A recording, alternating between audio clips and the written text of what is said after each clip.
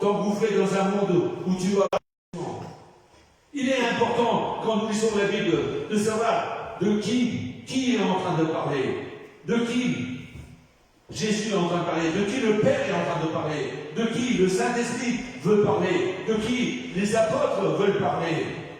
On n'a autant pas avoir peur quand on lit la Bible, de poser des questions à Dieu. De poser une question, comment tu peux dire, Seigneur, tu ne dois pas aimer le monde, alors que toi tu dis dans ta parole, car Dieu a tant aimé le monde. Tu as tant aimé le monde, et n'aime pas le monde. Ça paraît être incompatible, mais ce n'est pas le même mot. Aujourd'hui, on a le moyen de pouvoir voir et des choses, là, avec toute la nouvelle technique, on peut voir des choses dans la Bible qui nous montrent qu'en fin de compte, rien n'est contradictoire. Mais ce que les hommes n'arrivent pas aujourd'hui, on peut vérifier dans la Bible. Poser des questions à Dieu, demander à Dieu quelle est la raison. Les questions, Jésus lui-même les a posées. Ce n'est pas un péché. Jésus, à la croix du Calvaire, il lui a dit et a demandé, mon Dieu, pourquoi m'as-tu abandonné? Peut-être aujourd'hui, tu peux peut-être te sentir abandonné. Mais j'aimerais te dire que Dieu n'est pas venu pour juger le monde en Jésus-Christ. Jésus est venu pour sauver. Là, les gens étaient là. Ses disciples posaient cette question. C'est les disciples de Jésus qui posent. Ceux qui sont derrière Jésus, ils posent la question. Parce qu'on devient des gens qui sont en train de regarder les choses extérieures. Quelqu'un qui est aveugle, quelqu'un qui est là, mal habillé. Parce qu'en fin de compte, cet aveugle, sûrement il ne pouvait pas se pouponner comme nous et vous, on se pouponne. Vous ne pouvez pas regarder si son cran ou si là ses cheveux et son maquillage pour les femmes était bien fait. Cet homme ne pouvait pas se voir. J'aimerais dire que Dieu nous appelle à vraiment avoir, non pas un esprit qui est tout de suite à répondre. Quand quelqu'un vous parle, n'ayez pas hâte de lui répondre, mais demandez au Seigneur, au Saint-Esprit, qui vous dirige, qui vous conduise, comment répondre, comment agir, comment avoir la sagesse dans telle ou telle situation. Cette question n'aurait jamais dû être posée. Mais Jésus, lui, il a montré que le Père mettait tous les phares sur lui. C'est pas à cause du péché, mais c'est pour que, là, les œuvres de Dieu soient manifestes. Il y a là les projecteurs de Dieu qui sont là en face, là de Jésus. Et Jésus, il est en train de dire, écoute, les projecteurs de Dieu sont moi. Non pas pour, là, annoncer la mort, annoncer ceci, cela. Non, mais pour voir que les œuvres de Dieu, elles sont bénies. Les œuvres de Dieu, elles sont restauratrices. Les œuvres de Dieu, elles sont guérissantes. Les œuvres de Dieu. On ne peut pas commencer par la grâce. Et comme la Bible le dit, terminer et continuer avec la loi. Quand je parle de ça, c'est pas seul. Je pense que nous avons besoin aujourd'hui de savoir que quand Dieu nous parle, il parle d'une manière qui est parfois on ne peut pas réaliser. Dans la Bible, dans le Nouveau Testament, il faut savoir à quel moment Jésus parle. Il y a des choses qui ne sont plus de notre actualité, mais qui sont nécessaires à nous de le savoir. Par exemple, le fait de l'homme riche, d'Abraham, de l'homme pauvre, Lazare. Ils étaient dans deux lieux différents. Mais c'était en gros que Jésus était celui qui est monté au ciel. C'était un endroit où il y avait simplement un précipice qui les séparait. Mais quand Jésus est monté au ciel, il est descendu chez nous dans les régions inférieures de la terre. Pourquoi faire? Pour amener avec lui les âmes qui étaient dans la terre. Ceux qui étaient à faire des sacrifices dans l'Ancien Testament. Et Paul dira par la suite, pour moi mourir, ce n'est pas aller dans les profondeurs de la terre, mais c'est d'aller auprès de Christ. Je préfère rester sur la terre, mais j'aspire d'être auprès de Christ. Nous avons besoin de comprendre que la Bible, si on la prend d'une manière sans poser des questions, et moi je me suis posé la question, mais comment ça se fait qu'ils sont là, ils sont ensemble, il n'y a que une séparation? Parce que Jésus, quand il a parlé, il n'était pas encore monté au ciel. Il n'était pas encore mort, il est ressuscité. Il y a des choses que nous devons là réellement savoir poser des questions à Dieu pour que nous puissions savoir pourquoi Jésus a dit il vous est avantageux que je m'en aille. Parce que tout simplement, il n'en fait pas un autre. Est-ce que vous êtes conscient qu'il y a un autre Jésus qui est là au milieu de nous, un autre consolateur, un autre esprit? Est-ce que vous êtes conscient de ça? Amen. Est-ce que vous êtes conscient que la communication avec l'esprit est nécessaire? Celui qui n'a pas l'esprit de Dieu ne lui appartient pas. L'esprit de Dieu veut nous amener à une communion. Cette communion n'est pas simplement le fait de parler à Dieu, de louer Dieu, d'adorer Dieu, mais aussi de l'écouter. Être à l'écoute de Dieu.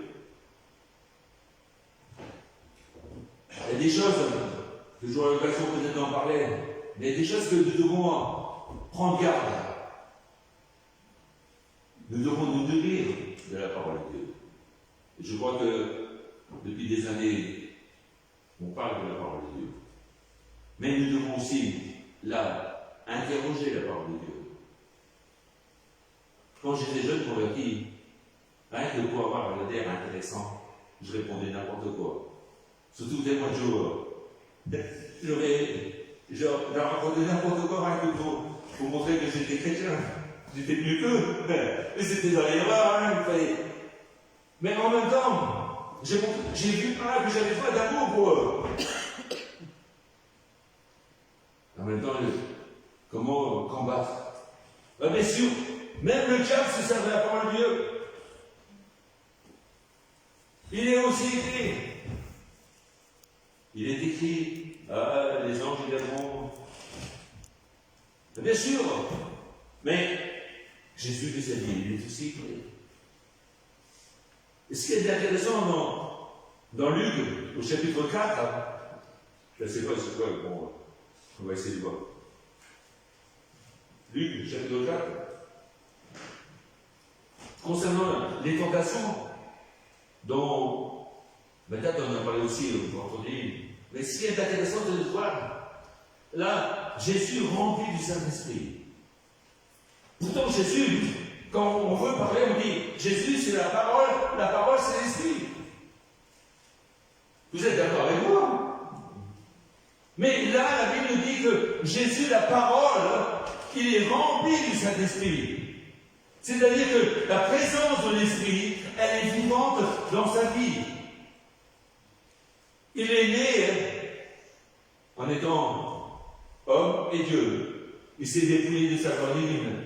Si un roi aujourd'hui vient et se détrône, il a été comme l'héritier là de la royauté. Jésus s'est dépouillé volontairement. Et la Bible nous dit ici que, rempli du Saint-Esprit, il revint du Jourdain, où il fut conduit par l'Esprit dans le désert. Comment lui, le chemin, la vérité et la vie, il a besoin là d'être conduit par l'Esprit? Nous devons apprendre à savoir discerner qu'est-ce que c'est l'Esprit, qu'est-ce que c'est là Jésus, qu'est-ce que c'est Dieu le Père. Nous devons savoir, parce que Jésus là, c'est vrai qu'il est Esprit, la parole est la désagère, mais en même temps, il a la conduction, la conduite du Saint-Esprit. Rempli du Saint-Esprit, il est conduit par l'Esprit dans les airs, où il fut tenté par le diable pendant 40 jours. Il ne mangea rien durant ces jours, et après qu'il fut écoulé, il eut faim. Alors, c'est vrai que dans cette faille, le diable ne lui demandait rien du tout de mal. Hein. Si tu es le Fils de Dieu, change, c'est des bons sentiments. Il lui montre, tu as de la puissance, tu as de la force. Alors change les pierres en pain et nourris-toi. Et le vrai problème, Le vrai problème aujourd'hui du diable dans nos vies, c'est quoi? C'est toujours de dire, si tu es le Fils de Dieu. Et le diable viendra toujours de telle manière pour dire, si tu es la fille de Dieu, si tu es l'enfant de Dieu, tu dois faire ceci, tu dois faire cela. Tu dois accomplir des miracles. Tu dois être là à montrer une supériorité spirituelle. Tu dois faire ceci, tu dois faire cela. Mes frères et sœurs, Jésus, qu'est-ce qu'il a fait? Bien sûr, on va dire, il faut apprendre à être nourri de la parole de Dieu. Mais la Bible dit que Jésus a répondu, il est écrit, l'homme ne vivra pas de pain seulement, mais de toute parole qui sort de la bouche de Dieu. Lui, la parole de Dieu, il dit, il est écrit. Le diable, l'ayant élevé, lui montra un instant tous les royaumes de la terre, lui dit, je te donnerai toutes ces puissances et la gloire de ces royaumes, car elle m'a été donnée, et je la donne à qui je veux. Si donc tu m'adores, elle sera toute à toi. Jésus répondit, il est écrit, tu adoreras le Seigneur ton Dieu, et tu le serviras lui seul. Il avait les mots appropriés, il avait les mots et aussi des textes bibliques là. Quand je vais dans une maison de deuil, je ne viens pas te dire, réjouissez-vous toujours dans le Seigneur. Honnêtement, si je m'en vais dans quelque part et je commence à dire devant toute une famille qui n'est pas convertie, réjouissez-vous toujours dans le Seigneur. Combien de fois j'étais à l'hôpital, voir des gens qui étaient là, à mort, qui étaient là presque sans vie, qu'ils allaient mourir. Je n'allais pas dire devant toute la famille, réjouissez-vous dans le Seigneur.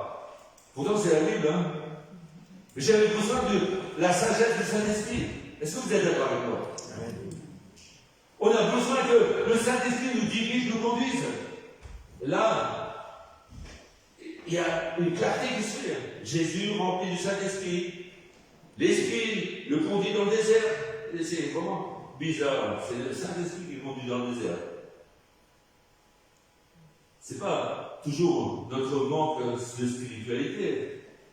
Des fois, Dieu nous forme, hein. Il nous fait passer par des choses, par des tests.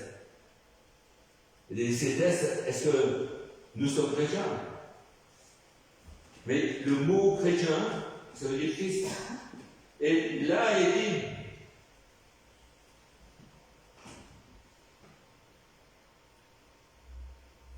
si donc tu m'adores, elles seront toutes à toi. Jésus lui dit. Le fait que Jésus est toujours mis là, en évidence, en étant inférieur. Vous savez, un jour, moi je vois, on dit, puisque tu crois au miracle, t'as qu'à faire ceci, t'as qu'à faire cela. Moi j'aurais dit, écoutez, vous parlez comme le diable a parlé à Jésus. Hein. Je ne suis pas Zorro ici. Hein. Je ne suis pas Tarzan avec toute la force et toute la capacité. Je ne suis pas non plus, comment ça fait celui qui mangeait des olives avec cocaïne. Je ne suis pas le super-homme. Vous n'êtes pas des super-hommes, des super-femmes. Mais ce qu'on est, on peut demander, Saint-Esprit, conduis-moi à savoir comment parler, comment dire, comment amener les gens à venir au plus près de la croix du Calvaire. Comment venir là où Jésus a donné sa vie. Comment, alors que ces gens sont blessés, ils n'ont rien demandé. C'est Jésus qui vient vers eux. C'est Jésus qui, là, il aperçoit cet homme.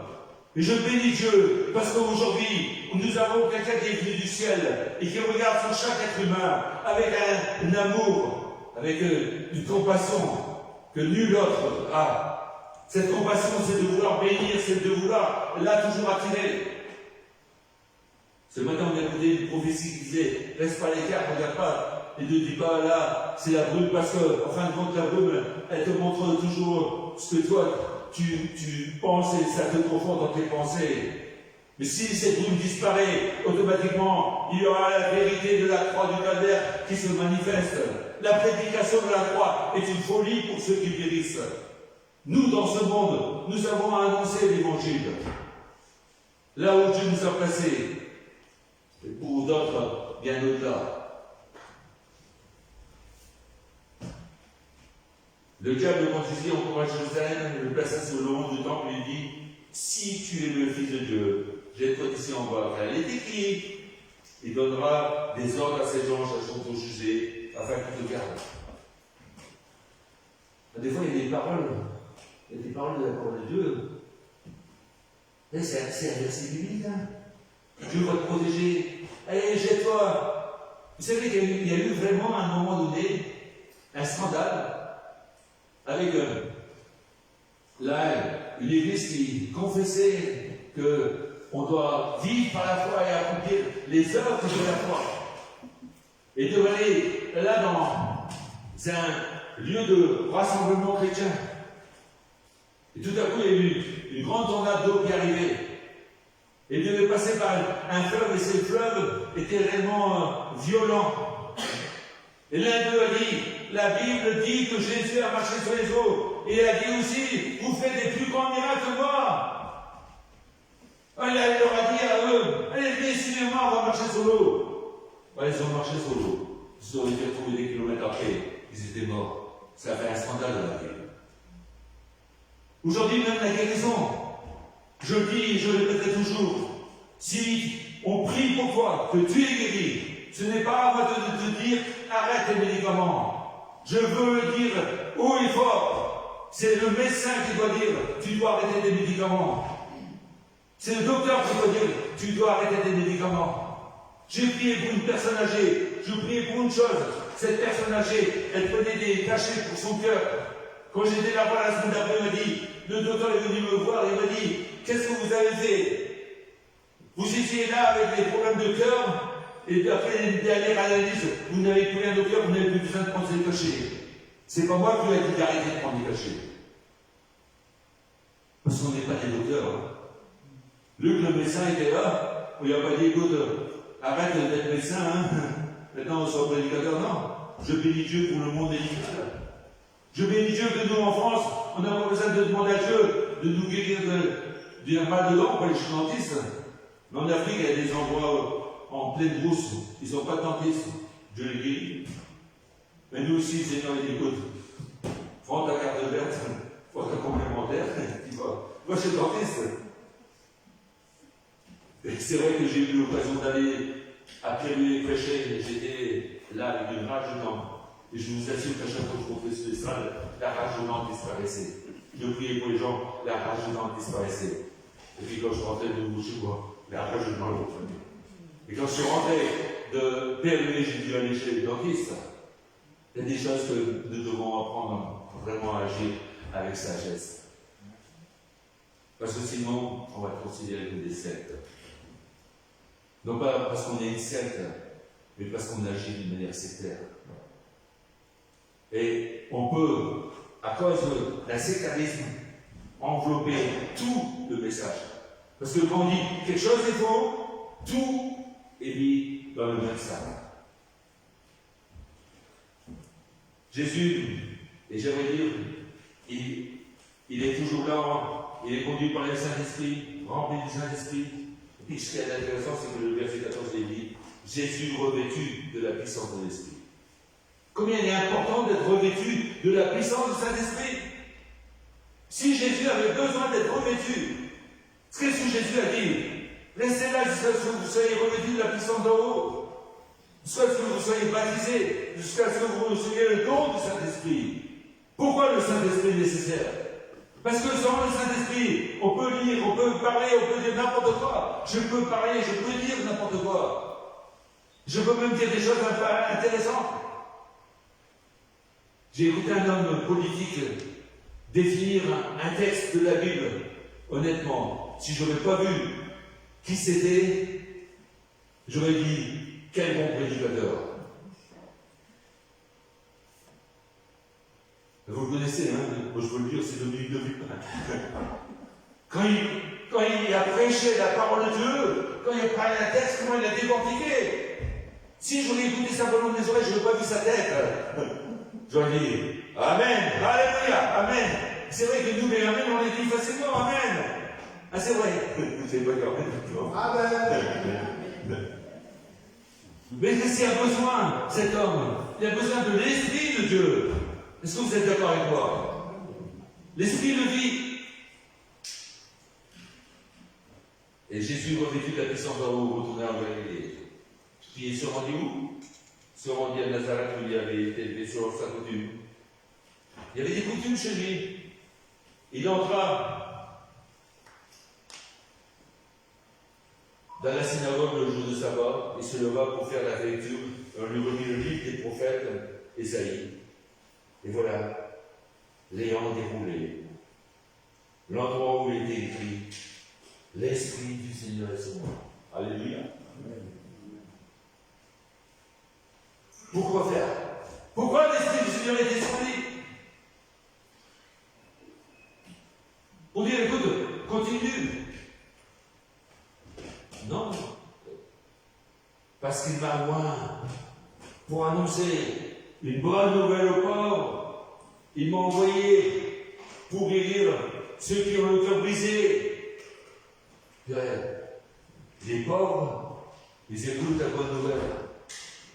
Est-ce que nous annonçons la bonne nouvelle aux pauvres?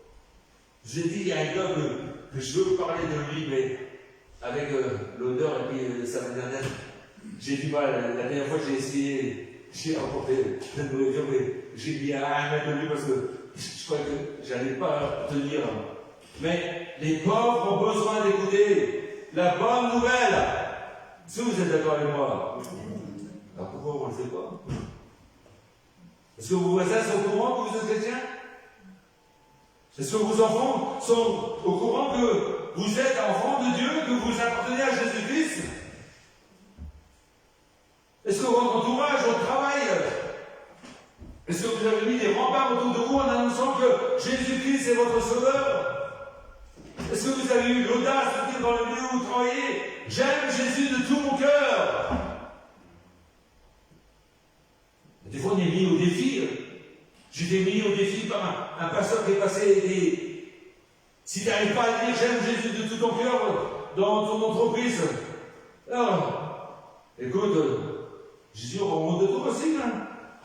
Ça m'a travaillé. Ouais. J'arrive le lundi, et il y a tous mes copains, tout l'atelier était là.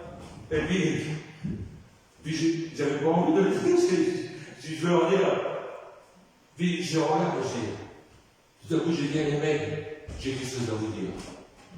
Et tout le monde s'est retourné parce qu'il croyait que j'allais annoncer une bonne nouvelle, mais c'était une bonne nouvelle. J'aurais dit, j'aime Jésus de tout mon cœur. Vous savez ce qu'ils m'ont dit? Ils m'ont dit, on le sait. J'ai béni Dieu parce que le témoignage que j'avais là annoncé la parole de Dieu. Je n'ai pas toujours dit que tout était parfait, que j'étais un être parfait. Mais pouvoir dire aux gens, à nos familles, à nos enfants, combien de fois on donne des conseils, mais on leur dit jamais, prie le Seigneur, invoque-le, donnez des passages de la Bible qui disent, tous ceux qui s'approchent de lui, il ne repartira pas à vide. Non, des fois on rentre dans des discussions, et on parle, et on parle, et on parle, et on parle. Et on dit, ça lui a fait du bien. Ouais. Mais ça a donné. Il y a des gens qui meurent, et on est là, on dit que la paix soit là. Avec une édition en repos. Vous savez, s'ils sont pas réconciliés avec Dieu, ils sont en repos. Nos enfants, nos familles, notre entourage, même notre pire ennemi, s'il n'est pas réconcilié avec Dieu, il n'est pas en repos. Nous avons besoin d'annoncer l'Évangile.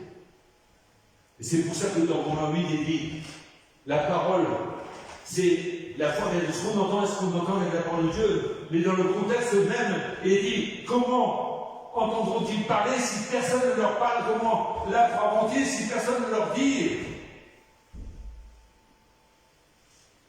La parole de Dieu que nous annonçons. Il y avait la Béthel qui avait dit, là où nous sommes, nous devons être une empreinte de Jésus-Christ. Ces 4 hommes qui ont avaient pris une empreinte sur cet homme paralytique. Il a été guéri. Nous devons être là. C'est ce que je pensais au matin. La présence de Dieu en nous doit amener la bénédiction à mon frère, à mon voisin, à notre entourage, à l'église. La présence de Dieu. Nous avons besoin de savoir que l'Esprit de Dieu est sur Jésus. Parce qu'il a été loin pour guérir les cœurs brisés. Il m'a envoyé pour guérir ceux qui ont le cœur brisé. Pour proclamer aux captifs la délivrance, aux aveugles le recouvrement de la vue, pour envoyer les opprimés, pour publier une année de grâce du Seigneur. Nous sommes encore dans l'état de grâce. On a encore la liberté d'annoncer l'Évangile. Le Saint-Esprit n'a pas été enlevé. Le Saint-Esprit est là pour nous conduire dans toute la vérité de la parole de Dieu. Le Saint-Esprit est là pour nous dire que Jésus-Christ est Seigneur. Le Saint-Esprit est là pour nous dire, tu as un Père qui t'aime, un Père qui te console, un Père qui veut agir dans ta vie. Je ne sais pas quelle est la souffrance, mais quand je regarde les visages, je vois des gens qui sont là. Non pas des gens, mais des personnes. Parce que j'essaie d'être cruel. Mais des personnes qui sont en souffrance, qui ont vécu beaucoup de trahison, qui ont vécu beaucoup de déception. Les promesses qui ont été là données n'ont pas été tenues. Tout là, les choses qui étaient là pour dire c'est un bon moment, je profite de la vie, tout à coup c'est devenu un vrai cauchemar. Et j'aimerais vous dire que Dieu n'est pas comme ça. Jésus-Christ n'est pas comme ça. Il n'est pas là à venir et à faire des va-et-vient comme nous faisons. Parce qu'aujourd'hui, souvent dans les églises, c'est des va-et-vient. Ce n'est pas des viens et va, mais des va-et-vient. On dit, viens et va, mais on dit. Ah, le chrétien là, ça va-et-vient. Il vient quand il a envie. Mes frères et sœurs, à quel moment vous allez réaliser que la prière, elle est capitale, que vous puissiez collaborer avec le Saint-Esprit pour que vos familles soient sauvées?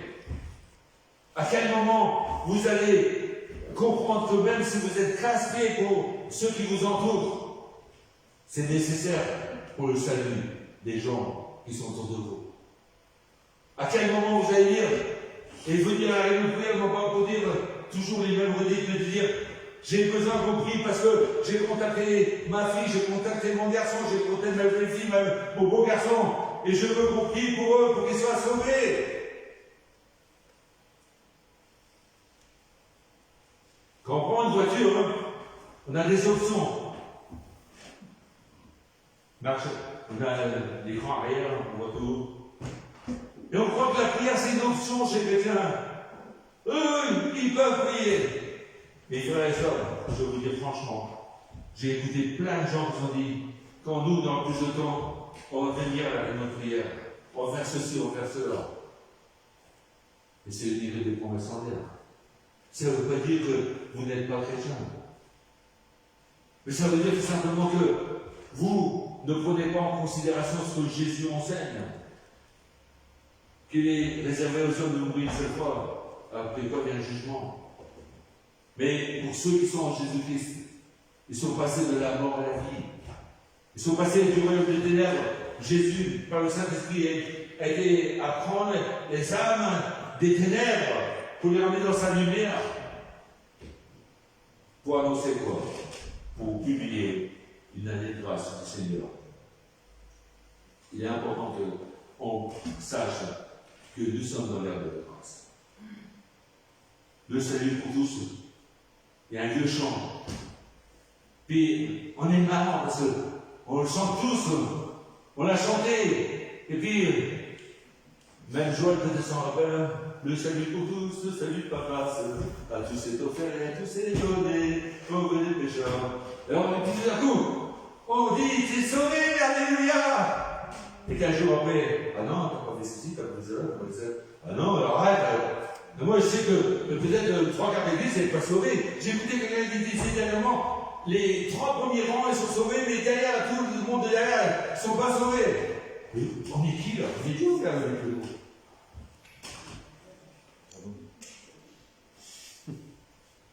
Moi, j'en sais rien qui c'est qui est sauvé. Je sais que je dois prêcher le salut par grâce. Si je peux avoir un amen pour ça. Pourquoi? Parce que peut-être que vous n'avez pas envie d'annoncer l'évangile, la bonne nouvelle.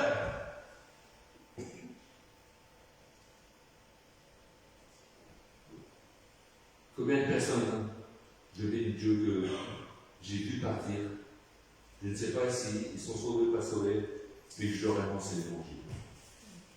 Non pas la parole de Dieu, mais la bonne nouvelle de la parole de Dieu. Que Jésus sauve. Ils l'ont accepté ou ils ne l'ont pas accepté, je sais même. Mais je dis franchement, quand j'ai regardé tout le monde qui avait là au crématorium de Hénin, j'ai remercié Dieu que j'ai pu leur parler à tous de Jésus-Christ. Et même à la personne qui était décédée. Parce que notre rôle, c'est d'annoncer l'évangile. Notre rôle, c'est de dire aux gens, de dire à notre voisinage, de dire à tout le monde que nous abandonnons à Jésus-Christ. Dans notre travail, une année de grâce. Que nos cœurs puissent être touchés par le fait que Dieu veut nous parler. Mais il nous parle tantôt d'une manière, tantôt d'une autre. C'est pas vrai? Mais il est dit plus loin, mais l'homme n'y prend point diable. Tantôt d'une manière. Aujourd'hui, je ne vous dis pas que la prière, elle sauve. Je vous dis que la prière, c'est une collaboration avec le Saint-Esprit. Pour que les âmes soient touchées par le Saint-Esprit. C'est une collaboration avec le Saint-Esprit. Et je l'ai dit dernièrement, mais nos prières, l'Esprit sont tout, qu'on ait les profondeurs là, du Père, qu'on ait les profondeurs du cœur de l'homme. Et il intercède par des soupirs inexprimables. Quand nous ne savons pas quoi demander, et c'est pour ça, j'aimerais vous dire, mes frères et sœurs, cherchez à être baptisés dans l'Esprit. Cherchez à parler en langue. Cherchez à vous édifier vous-même dans votre très sainte foi. Cherchez que la présence du Saint-Esprit soit flagrante. On est le camp du Saint-Esprit, mais en même temps que la grâce du Seigneur Jésus, l'amour du Père, la communication du Saint-Esprit soit avec chacun de nous. C'est nécessaire. La communion. Rappelez-vous, je le dis volontairement parce que aujourd'hui dans nos églises, on saute souvent le pas et on est là à dire des choses. Mais le Saint-Esprit, on peut pécher contre le Père, on peut pécher contre le Fils. Mais on ne peut pas pécher contre le Saint-Esprit. Comment ça se fait? Parce que c'est le Saint-Esprit qui nous révèle Jésus-Christ. Parce que c'est le Saint-Esprit qui a été envoyé par Jésus qui nous révèle le Père. Sans le Saint-Esprit, tout ce que nous pouvons faire, tout est vain. Viens, Esprit de Dieu, enflamme-nous d'un nouveau feu, enflamme-nous d'un désir ardent. Illumine les yeux de nos cœurs, afin que nous voyons Jésus dans toute ta parole, pour que les hommes puissent être touchés par ta grâce. Parce que nous avons encore autant de grâce. Afin que la gloire, l'honneur, la puissance de Dieu reviennent. Inclinons nos fronts quelques instants.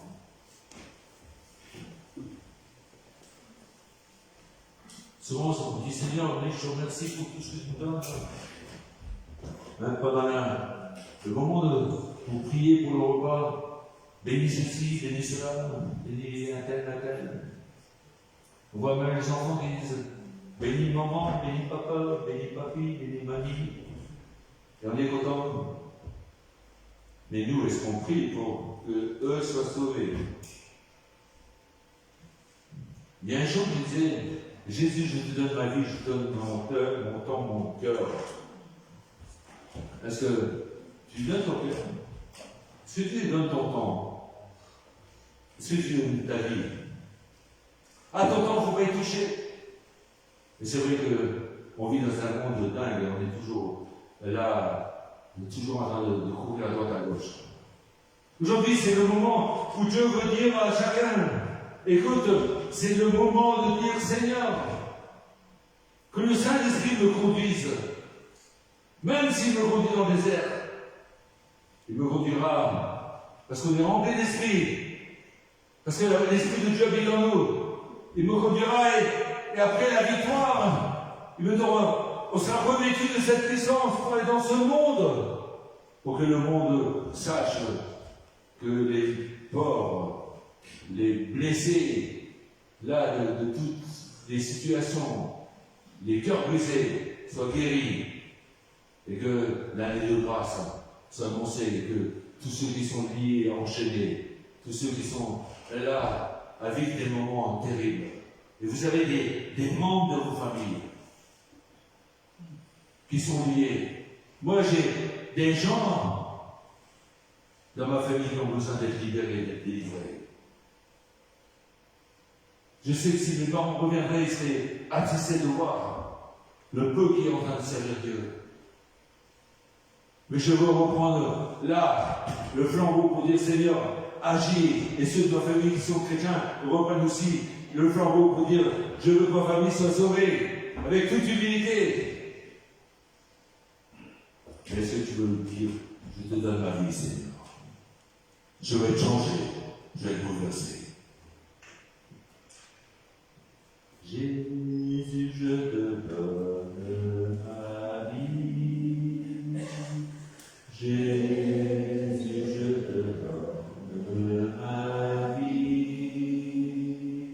Je ne peux pas faire grand-chose pour toi, mais je te donne ma vie. Jésus, je te donne mon cœur. Jésus, je te donne mon cœur. Je ne peux pas faire grand-chose pour toi, mais je te donne mon cœur. Jésus, je te donne mon temps. Jésus, je te donne mon temps. Je ne peux pas faire grand-chose pour toi, mais je te donne mon temps. Fais en mesure des choses. Si tu veux donner la vie, on va le reprendre. Tu peux te lever en chantant en disant Jésus, je te donne la vie. Je ne vous demande pas que tout le monde se lève d'une manière habituelle, mais dire Seigneur, je te donne ma vie. Il ne faut pas faire grand-chose pour toi. Peut-être je suis même là incapable de faire quelque chose. Je suis peut-être paralysé, je suis peut-être traumatisé de la vie. Mais je veux là te donner ma vie. Je veux te donner ma vie. Je veux te donner vraiment ce que toi tu veux faire.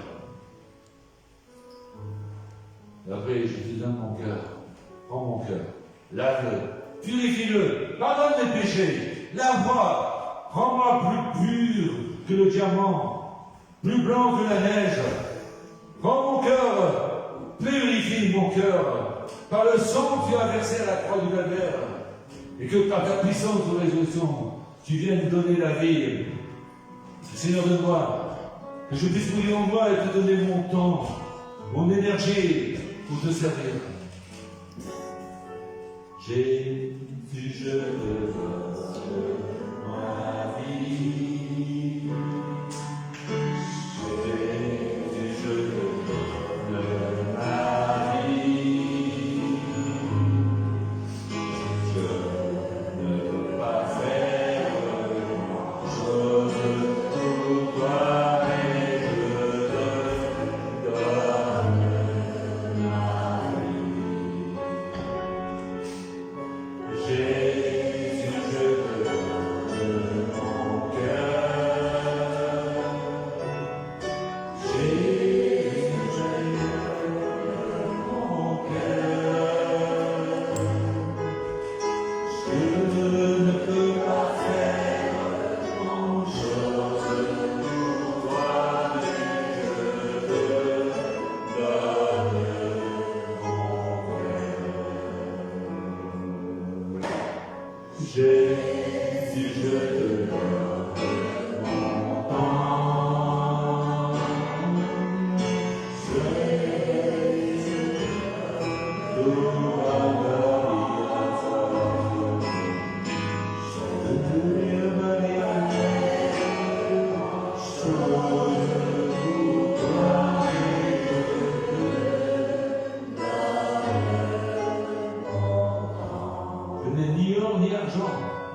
précieuse.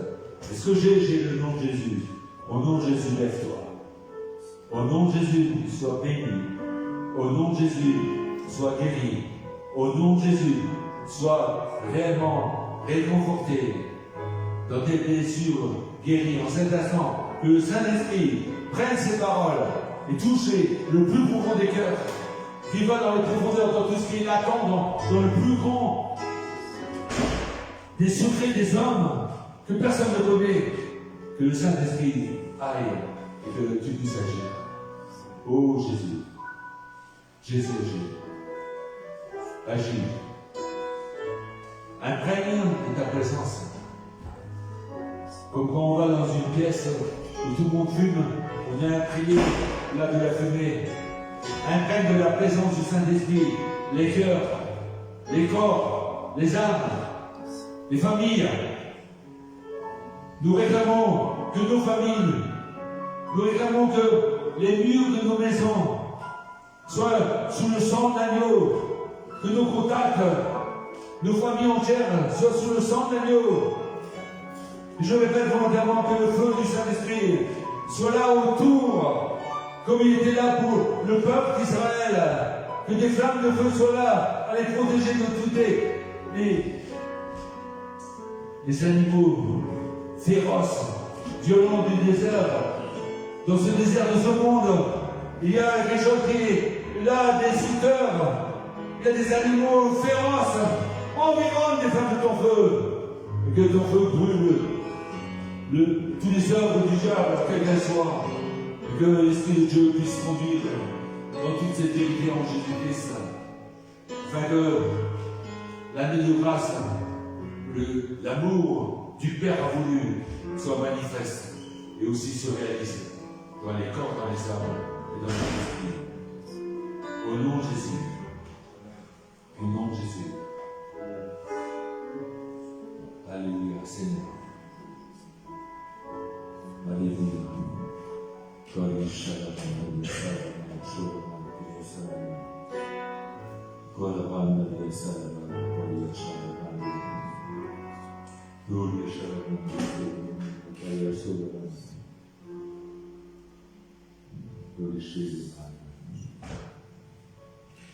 Tu as été brisé par le fait que tu as fait alliance avec quelqu'un. Cette personne a trompé ta vie. Tu as été détruit, tu as été anéanti. Aujourd'hui, tu es présent. Et tu te poses la question, qu'est-ce que ça veut dire? Qu'est-ce qui se passe? J'aimerais te dire, Dieu te dit, l'Esprit du Seigneur est sur moi pour guérir ton cœur. Pour guérir ton cœur.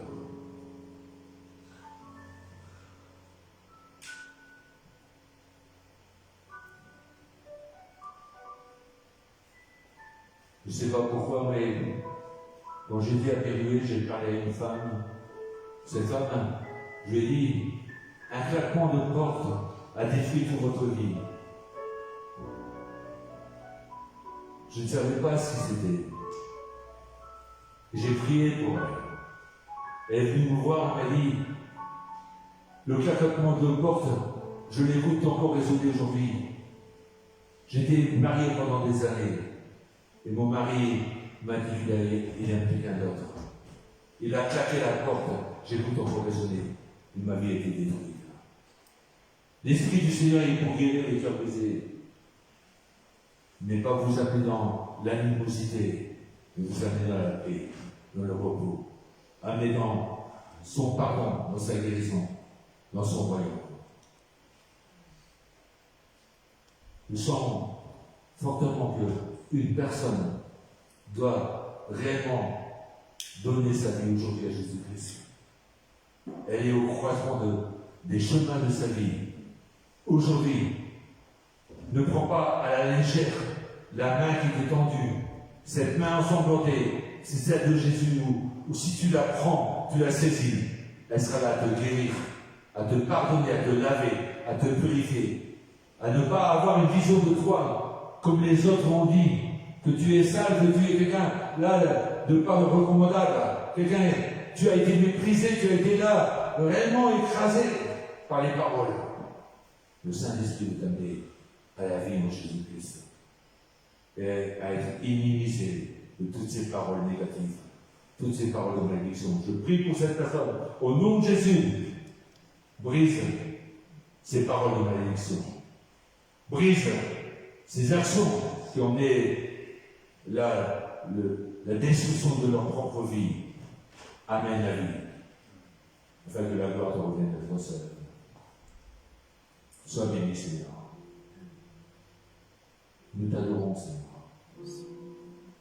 Nous t'adorons parce que tu es grand. Parce que tu es présent. Nous t'adorons, Seigneur, parce que tu nous donnes cette grâce, mais aussi tu nous honores de ta présence. Que ta présence puisse être là à agir au-delà de cette réunion. Je pense à tous ceux qui, là, peut-être sont en train de chercher à toujours trouver qu'eux sont les victimes, et peut-être qui regardent la télévision. Je pense à eux et je dis, Seigneur, montre-leur tel que toi tu les vois. Non pas tel que eux-mêmes se voient, ou tel que les autres les voient, ou tel que eux ils voient les autres, mais montre-leur.